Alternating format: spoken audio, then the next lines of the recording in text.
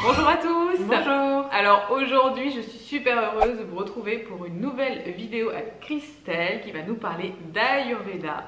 Donc je vous invite à aller sous la vidéo et aller cliquer. Voilà, on vous a fait plus de 45 minutes de vidéo gratuite sur l'Ayurveda si vous voulez en savoir plus. N'hésitez pas aussi à aller voir les premières vidéos. Voilà, vous avez toute une série de vidéos sur l'Ayurveda. Donc si vous n'avez pas vu les premières, vous risquez peut-être d'être un petit peu perdu pour la suite. Donc là aujourd'hui, on va parler de la digestion, des problèmes de digestion, des ballonnements et comment ça se passe.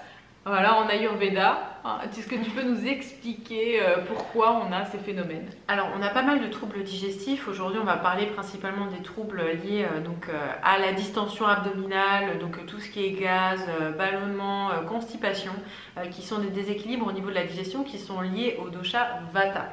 Donc, quand on a ces problèmes-là, c'est qu'il y a eu une augmentation de Vata d'une manière ou d'une autre. Il peut y avoir plusieurs facteurs et donc plusieurs manières de régler ces problèmes.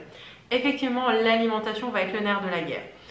Une alimentation qui est trop vataïsante, qui est beaucoup trop froide et beaucoup trop sèche, va aggraver Vata et provoquer tous ces troubles-là. Ça va être le fait de manger cru, de mélanger le cru et le cuit trop régulièrement en n'ayant pas une bonne capacité digestive. Ça va être le fait de ne pas mettre assez souvent des épices digestives pour faciliter la digestion. Ça va être le fait d'avoir une peur du gras et de l'huile qui est totalement déraisonnable. Je vous le dis à chaque fois, il n'y a pas que moi. Parce que si on ne met pas d'huile, et ben tout simplement, voilà, il y a vraiment un manque de lubrification au niveau intestinal. Ça, il y a vraiment rien à faire. Après, il peut y avoir aussi les mauvaises combinaisons alimentaires. Par exemple, mélanger des yaourts et des fruits, par exemple. Ça peut être mettre de la crème avec de la tomate. Enfin voilà, il y a un certain nombre de combinaisons alimentaires qui ne sont pas bonnes, qui peuvent provoquer ce genre de problématiques.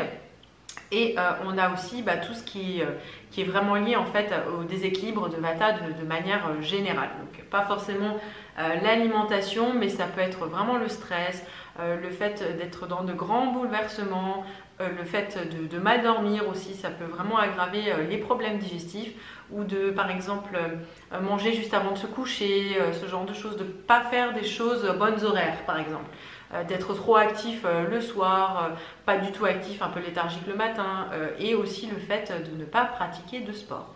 Ok, alors moi je me retrouve aussi beaucoup avec des personnes que j'accompagne, que j'aide dans l'alimentation, et ce qui revient vraiment très fréquemment dans mon public et dans les personnes qui me suivent, c'est des problèmes digestifs, de ballonnement. Et je m'aperçois que la plupart du temps, et ça c'est vrai qu'on en parle souvent et j'en parle souvent dans mes vidéos, c'est ce côté de manque de gras où la personne pendant X mois, années, a fait des régimes restrictifs ou autres et a éliminé le gras de son alimentation. Ce qui a fait que ça a asséché son système digestif.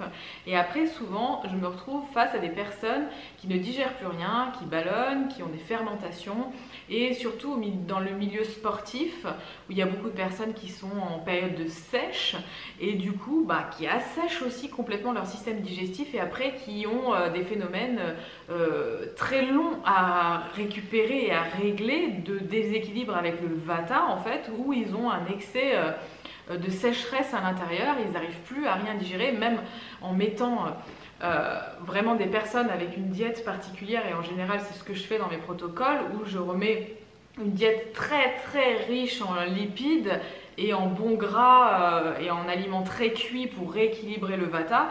Sauf que des fois ça peut prendre vraiment très longtemps chez certaines personnes parce qu'on a été trop loin dans le déséquilibre. Oui, alors c'est vrai que généralement on a des protocoles qui viennent attaquer plein de fronts en même temps. Donc une des choses qu'on peut faire effectivement, c'est tout de suite arrêter le cru. On arrête le cru, même les fruits crus vous arrêtez tout de suite. On va privilégier des compotes de fruits à la rigueur. En dehors des repas, on ne mélange pas le sucré, le salé, le cuit et le cru, surtout pas. Le fait aussi de mettre au minimum 5 à 6 cuillères à soupe d'huile par jour dans ses repas, c'est le minimum quand on a ce genre de problématique, parce que même si vous avez ce genre de problème et que vous vous trouvez en surpoids, et si ça se trouve, à partir du moment où vous pourrez aller à la selle, digérer correctement, peut-être que vous allez perdre 2-3 kilos, vous n'allez pas comprendre pourquoi, c'est quelque chose qui arrive assez régulièrement. Moi ça m'arrive aussi des personnes qui me disent oui mais j'ai du surpoids, il faut que je m'assèche, mais en même temps j'ai de la constipation.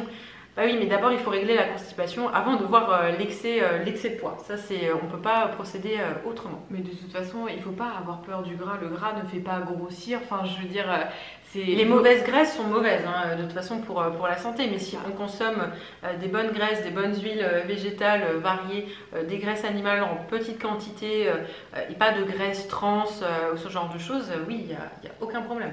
Oui, mais même c'est bénéfique et puis c'est anti-inflammatoire et puis ça va régler beaucoup de soucis au niveau de l'inflammation, au niveau du digestif. Donc n'hésitez pas vraiment à mettre vos cuillères d'huile d'olive, d'en mettre 2-3 par repas, hein, voilà, on y va, on arrose. Il faut le faire d'ailleurs, surtout si on est dans ces périodes-là où on veut régler ces problèmes avec le vata et qu'on est complètement desséché de l'intérieur, qu'on digère plus rien et qu'on a mal au ventre toute la journée et que le moindre aliment qu'on va manger, pour la digestion, c'est toute une histoire. Donc voilà, je pense qu'il faut vraiment passer par là, comprendre les dérèglements, comprendre ce qui se passe, agir, vraiment faire ça comme si c'était, comme si on voulait se soigner, hein, voilà, on se soigne avec des bonnes huiles pour bien hydrater le système digestif.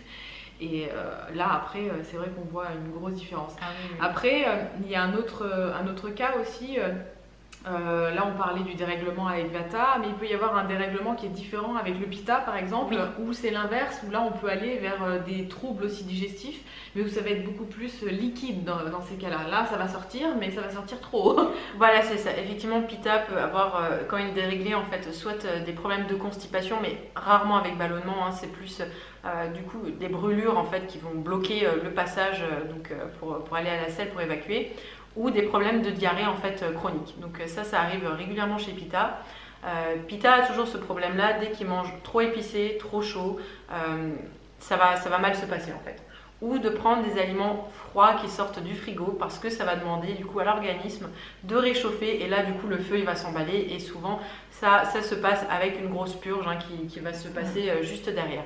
Donc pour les Pitta, ce qui est intéressant, c'est vraiment de prendre une alimentation qui est assez rafraîchissante, donc assez riche effectivement en céréales, en légumes, des protéines végétales, en tout cas pour calmer le feu.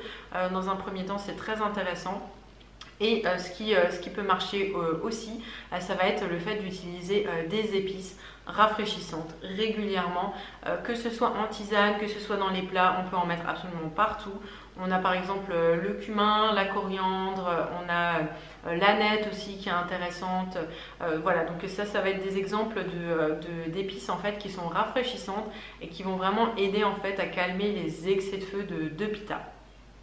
Ok, bah écoute, super, merci beaucoup pour toutes ces explications. Ça peut peut-être vous aider à trouver des petites solutions comme ça. Nous, on est là pour vous envoyer plein de petites clés. Après, à vous d'ouvrir les serrures et de voir qu'est-ce qui fonctionne et qu'est-ce qui ne fonctionne pas. J'espère que cette vidéo vous aura plu. Et nous, on vous retrouve très prochainement pour une autre vidéo où on vous parle encore d'Ayurveda. À bientôt, ciao!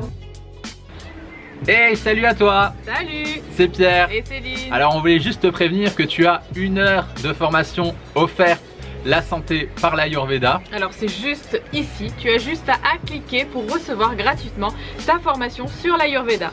Allez, à très bientôt! Ciao! Ciao!